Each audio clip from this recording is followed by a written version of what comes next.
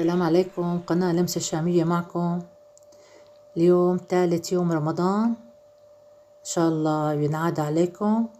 اليوم ثالث حزورة بدي نزلها، لكن امبارح أنا كتير انزعجت، غير 12 مشترك ما فات. ممكن تكون التوقيت غلط، ما وصلت، صدرتها بعد المغرب ما وصلت للساعة 10. حغير الوقت اليوم، وهلأ عندي الساعة 5 ودغري حصدرها لشوف التفاعل. لكن إذا ما صار تفاعل اليوم حوقف الحزورة. ما بدي أنا أعمل شي تكونوا أنتوا مو حابينه، بدي أعمل أي شي ينال إعجابكم وتكونوا حابينه. ما بدي أنا أساوي شي مو عاجبكم، أنا بحب أساوي شي يعجب مشتركيني. أول يوم كانت سورة الآخر سورة البقرة، ومبارح سورة الأنعام آخرة.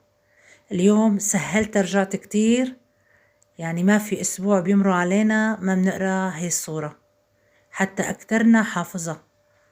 إذا اليوم صار في تفاعل كملت 30 حلقة، ما في تفاعل وقفت. خلينا هلأ نقول شوية أدعية بعدين ننزل الحزورة. يا رب اجعل صيامنا في رمضان تفريجا لهمومنا. قولوا آمين، اللهم آمين.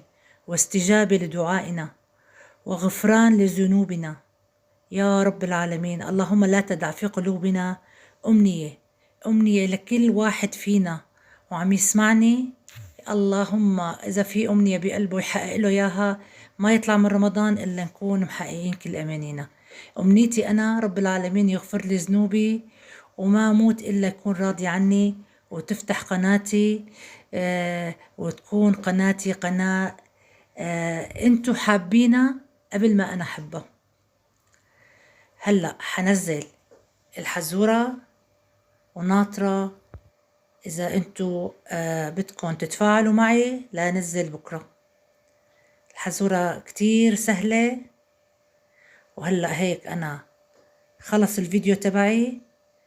لا تنسوني من الإعجاب والاشتراك بقناتي وتفعيل زر الجرس ليصلكم كل جديد، والتعليق أهم شي. وأولا وأخيرا الصلاة على الرسول.